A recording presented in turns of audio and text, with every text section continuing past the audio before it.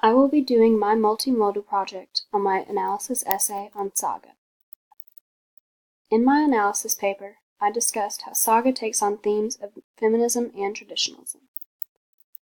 The purpose of my paper was to highlight how gender roles were redefined in the roles of Marco and Alana, and how despite these progressive ideals, traditional parent roles are still kept in place.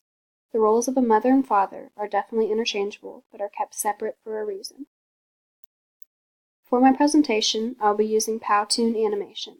I will incorporate music, voiceover, and text modes to explain my paper. The structure of my presentation will follow the general flow of my paper. I will define my thesis, discuss only my key arguments I made, and end with my final thoughts I wrote in my conclusion. Challenges I plan to face in this process are controlling the speed and volume of my voice. I'm generally a fast and soft-spoken speaker, and will have to practice changing this for my presentation.